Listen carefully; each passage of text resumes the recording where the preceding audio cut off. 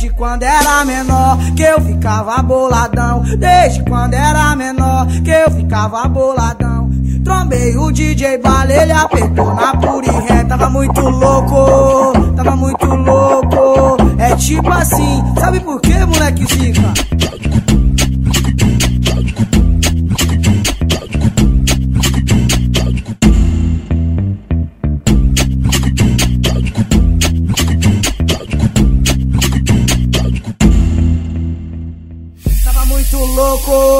Tava muito louco, é tipo assim, sabe por que, moleque zica?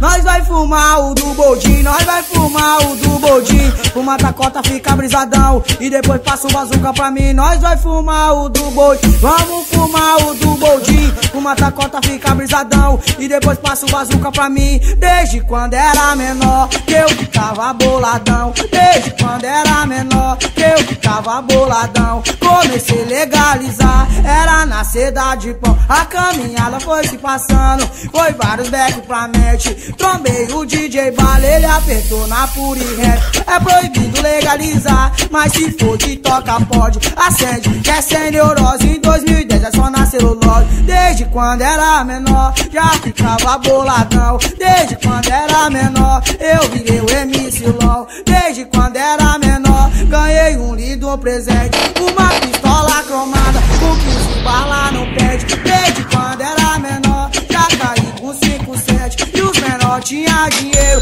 carro e várias honetas. Desde quando era menor, já ganhei uma profissão. Ou virar cabeleireiro, canta funk, eu sei ladrão. Eu vou falar a verdade, chapa quente não é o melhor. MC LOL, boladão, chapa quente. Desde quando era menor, e desde quando era menor, não entrava em desespero. Profissional, tá ligado? Sou menor, sou maloqueiro. Vou falando a verdade, o eu canto é tipo assim. A história tá contada, tem início, meio e fim. Vamos fumar o do boldin, vamos fumar o do boldin. Fuma tacota, fica brisadão, e depois passa o bazuca pra mim. Vamos fumar o do boldin, vamos fumar o do boldin. Fuma tacota, fica brisadão, e depois passa o bazuca pra mim. E depois passa o bazuca pra mim, é assim.